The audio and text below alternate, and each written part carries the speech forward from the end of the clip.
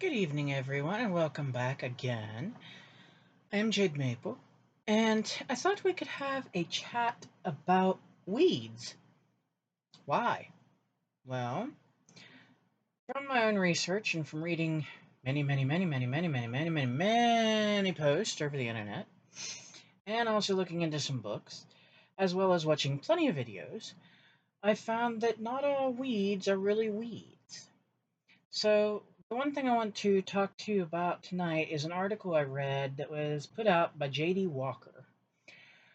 She is the vice chancellor of the House of Acacia, a North Carolina pagan group, and she's an award winning author, journalist, and magazine editor as well. So, in the article I read, it was 10 magical resources you can find in your own backyard. And to just tell you, I did print it out because I plan to keep it myself. Um, but I figured we could look at some of these weeds because these are pretty common things that you would find. So, like, if you live in an apartment, if you live in a duplex, if you live on rental land, wherever you live, generally you're probably going to be able to find these, and they probably won't be very far from you. Take a little walk, take a little look around. There's also apps out there you can get which will help you identify them.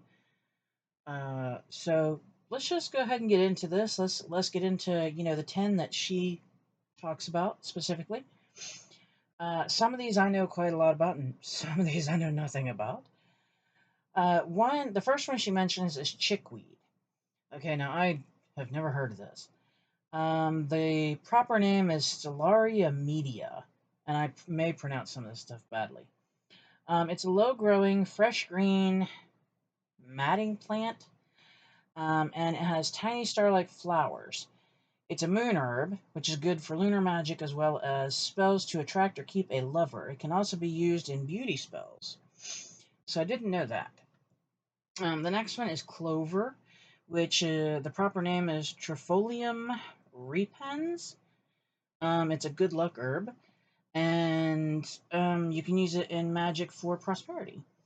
And clover grows pretty common most places.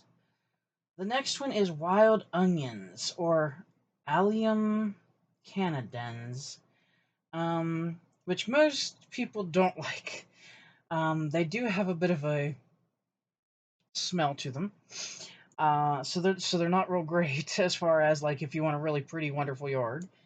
But you can use them in protection spells, or you could use them for exorcism. So I did not know that. So that's three. That's our first three. Okay, the fourth one everybody's going to know. I'm sure as a kid we all played with it, made wishes on it, picked it, probably even put it in bouquets to an adult that we wanted to give flowers to. And it is the dandelion. Now, dandelions, I know if you use the head of the dandelion, you can make dandelion tea out of it, and it's quite good. Um, their proper name is Taraxum officinale. They're the ones that have the yellow flowers, but then when they are about to be out of season, it turns white and it looks like a lot of people might call it a wish flower, or I know when I was a kid, sometimes they were called angels because you blow it and then the little seed type things blow all over the place. But they are generally found in yards and pretty much almost everywhere. Like I said, the seeds blow really, really just everywhere. The next one she mentions is violets or violas, um, which can be used in workings with Venus, Aphrodite, Inanna, and any deity associated with love. And it says it's also able to be used for mending a broken heart. Didn't know that. Then this one kind of buffaloed me because I was like, excuse me, what? But okay. So this is her next one listed is grass. Number 6 is grass. It says even the grass growing in the lawn or on the ornamental grasses gracing the landscape border or perennial flower beds have magical uses. And you can use them for protection, prosperity, or use a handful to make a natural temporary asperaging wand. So number 7, now this I don't have growing anywhere near me that I've seen so far, and believe me, we've took a lot of walks. Number 7, she lists hollies. It says, don't throw away those clippings from the hollies in a shrub border. Even the ornamental Japanese hollies, they can be used for protection spells. The next one she lists, I personally know a little bit about because I grew up with a ton of it around where we lived. I mean, it was growing like wildfire. Of course, I'm from West Virginia, so there you go. Number 8 is honeysuckle. Now I don't know how many different ways there are to use honeysuckle. I cannot even give you how many different ways. But it says look into that shrub border for the Japanese honeysuckle or Lonicera japonica. It's probably snuck in, and it's used in prosperity and binding spells. It says with a long enough piece of the vine, you can make a wreath to hang on your door to attract prosperity, or you can hang it over your altar. Now I know that. Now I don't know what type of honeysuckle it was where I grew up, but I know we used to be able to take the flowers apart, and I believe it was the stamen that you could take and like suck a little bit on the end of it, and you would get the taste of the honeysuckle flower, which was very sweet. Now, don't go doing that until you research it, though. It's been many a long years, and I was with somebody who knew quite a lot about being in the woods. Um, Her ninth plant is one that I actually have sitting on my buffet in the kitchen, and it is ivy. Um, and it's just regular ivy or hedera. It says if there was ever a witch herb, this is it. It is a Saturn herb and is also considered feminine in energy. It can be used in binding magic. It can be added for benefit of being used in protection and healing as well. Now, I just have the vine sitting in some water on my buffet just for the fact that I like it. But yeah, I've definitely heard you can do a few different magical things with ivy. And the last one she lists is moss. It says even moss or bryophyta, I think is how you say that grows along the foundation of a residence or in the shade of a tree has magical uses. Properly dried, it is a filling for a poppet. Fairies are said to love it, so if you use it to dress a fairy in your garden. Um, I know that moss can be used once dried for different crafty things. Now, I don't know how long it stays or if you have to do anything to seal it or anything, but I do know it has been used. Some people do use it. So these are things you can look for that are very common, and they could be found like in your yards, they could be found in border gardens. I'm sure if you can't find them there and you went on a nature walk, you'd probably see a plethora of these plus other ones. I know where we live here in Pennsylvania, chicory seems to be very prominent almost everywhere, and I mean everywhere. You find the little clumps of it all over the place. We have them in fields. We have them alongside the roads. Um, some people have them in flower beds, which I thought was kind of odd, but okay. Um, but they're everywhere, just everywhere. Like I see them all over the place. Another one I see that's real common, and I don't know if you can use it for anything. I have to do more research and find out. Is Queen Anne's lace is the common name I know it by. I don't know if it's usable, and I don't know how. I wouldn't even know how to forage that. So like I said, I would have to do a lot of research. Um, but yeah, I know that one grows pretty crazy here. We have all kinds of ivy everywhere here. Like any house you look at pretty much has ivy. I'm trying to think of some other like stuff that I see when we're out walking. Hmm. I know there's buttercups everywhere, but I don't think they're used for anything. Uh, but there's buttercups almost everywhere. Um, there's some flowers that I haven't yet identified in this area, so I don't know what they are. And I won't just go pick random flowers without knowing. But I can tell you, as far as the dandelion tea, the way I did it, I went to a place that I knew the dandelions were safe. They didn't have animal um, yucky on them, I guess is how to say that, the polite way. Um, and they weren't right next to a road.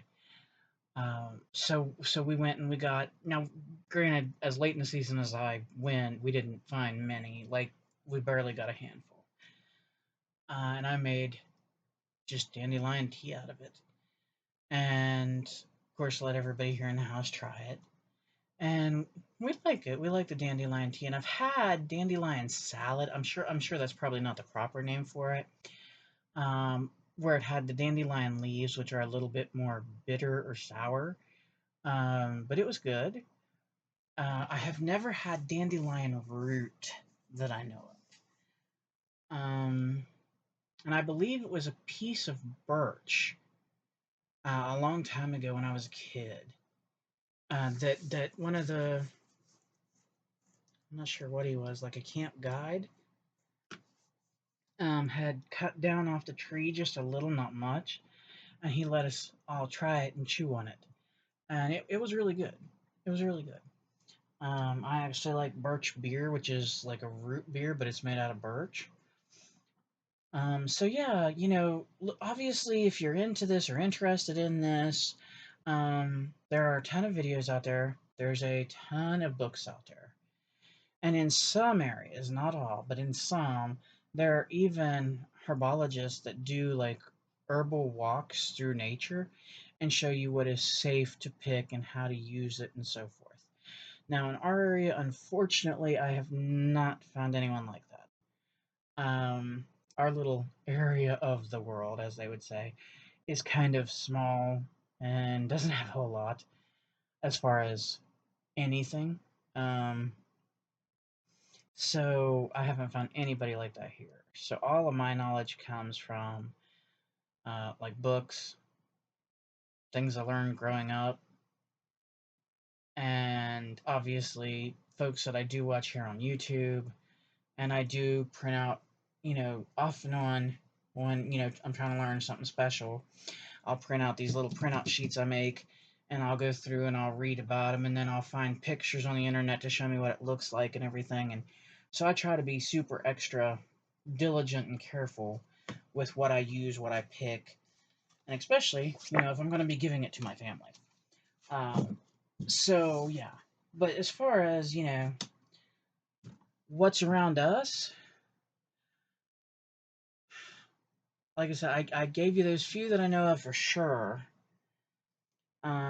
Chicory, I'm not sure how I'm going to come about that. I tried to dig some up, and we did get some root, but our ground here, where we currently live, is, dare I say it, awful.